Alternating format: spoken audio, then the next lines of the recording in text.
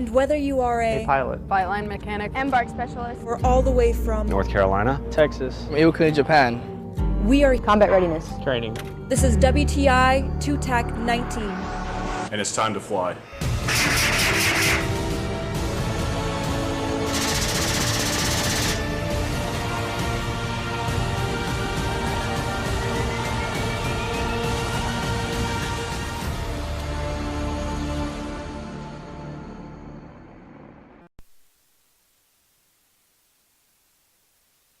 At National Training Center, soldiers now train for what they dread, a fair fight.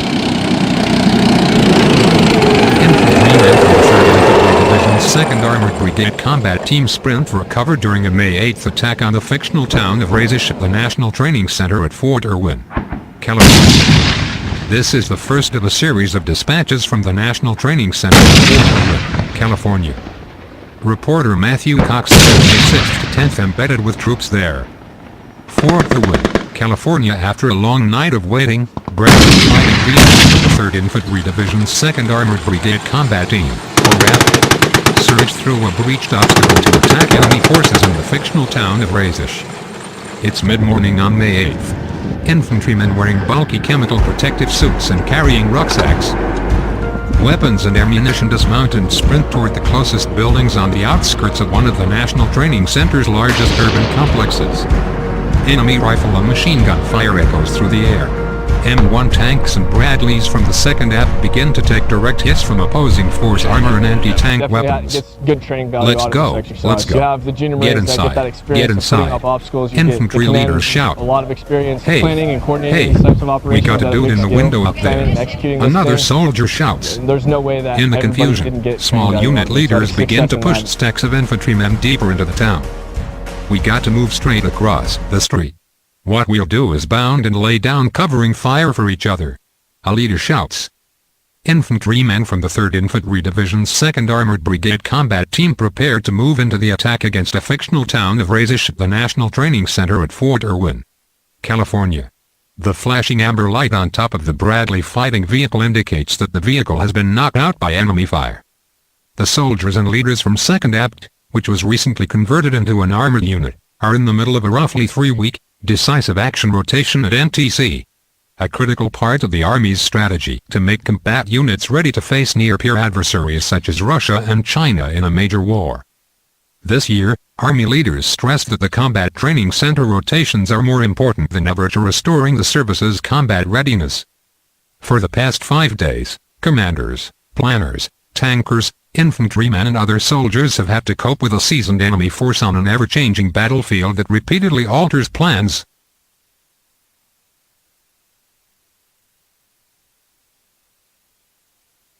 Challenges communications and makes sleep almost impossible. NTC is designed to be a leadership crucible that forces units to anticipate enemy ground, air, cyber and electromagnetic attacks. It is a very daunting battle rhythm, with multiple threats at all times that the brigade has to deal with across the spectrum. So there is not just one threat. They are fighting all forms of contact, said Cole Carl Michaud, deputy commander of NTC.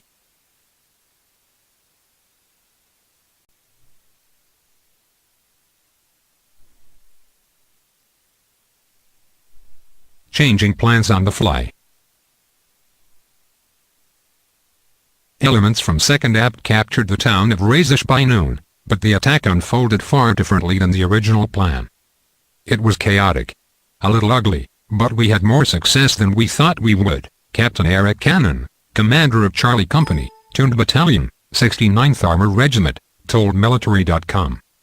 Captain Eric Cannon, commander of Charlie Company, 2nd Battalion, 69th Armored Regiment, talks on the radio in his Bradley fighting vehicle during 2nd Brigade Combat Team's rotation at the National Training Center at Fort Irwin, California. Cannon's mechanized infantry company, which is equipped with 15 Bradleys, was supposed to follow Charlie Company, 3rd Battalion, 67th Armored Regiment, and Alpha Company, 3rd Battalion, 15th Infantry Regiment, through the breach point, and moved deeper into town after 3-67 and 3-15 gained an initial foothold.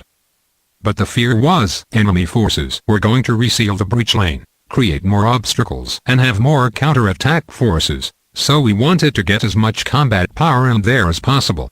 Cannon said. So, when we got to the breach, you had 3 companies that were all intermixed, and it was chaos. You had vehicles pulling up, dropping off guys, pulling back, vehicles getting destroyed, he said. There was no real control over it. Combs were full, too much talking. I couldn't get on the net and really communicate with anyone effectively, and a lot of my commander buddies couldn't either. In the end, leaders scrapped the initial plan and kept it simple, Cannon said. So, what you saw was a lot of guys going around and grabbing guys and putting them where they needed to be, Cannon said. Units got intermixed, but we just figured out, if you were wearing the same uniform, we just tried to orient guys on the same plan of attack. You saw company commanders out here pushing guys forward, and platoon sergeants doing the same thing. NTC and Army Readiness. NTC is one of the Army's 3 combat training centers, CTCS, that began to transition from mission rehearsal exercises for Iraq and Afghanistan to decisive action rotations in 2011. This year, Army leaders requested funding in its fiscal 2020 budget request to pay for 25 CTC rotations compared to the 20 it requested in fiscal 2019, a move designed to meet the requirements of the 2018 National Defense Strategy, which identifies Russia and China as the top potential adversaries of the United States. NTC's sprawling training areas in the Mojave Desert plays a key role in the service's plan to achieve its readiness goals by 2022. We don't duplicate any part of the world. We use a scenario builder called Decisive Action Training Environment, Michaud said. We do that to incorporate all the threats out there that we could possibly face, and then we try to amalgamate it into one scenario.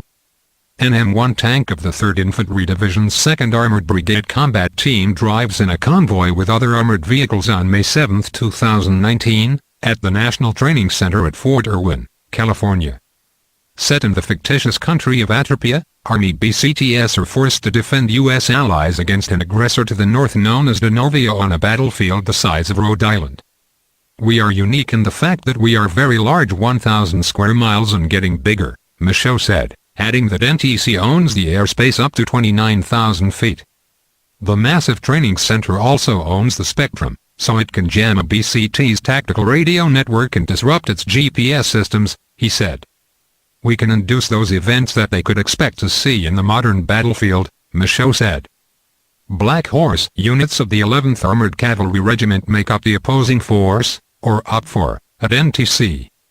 The armored force is equipped with nearly 200 hybrid vehicles, including M113s equipped with Bradley turrets to replicate Russian Army BMP-3 fighting vehicles and T-90 tanks, Michaud said. OPFOR units are also equipped with reconnaissance drones, as well as A-72 Lakota helicopters painted in desert camouflage. Taking casualties. During the attack on Razish, 2nd AP units were able to surge deep into the town, but suffered heavy casualties as a result. We lost all of our Bradleys at some point, Cannon said. Initially, there were a lot of anti-tank guided missiles in the breach. Then they brought mortars and BMPs and some other armored vehicles. We just didn't do a good job identifying those threats prior to going into the breach, he added.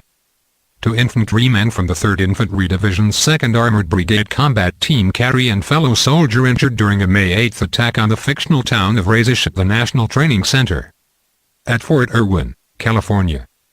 Private Isaac Lemos, a 20-year-old infantryman with Alpha Company, 3-15, said he was killed during the attack on Razish when enemy fire caused his multiple integrated laser engagement system, MILES, to go off.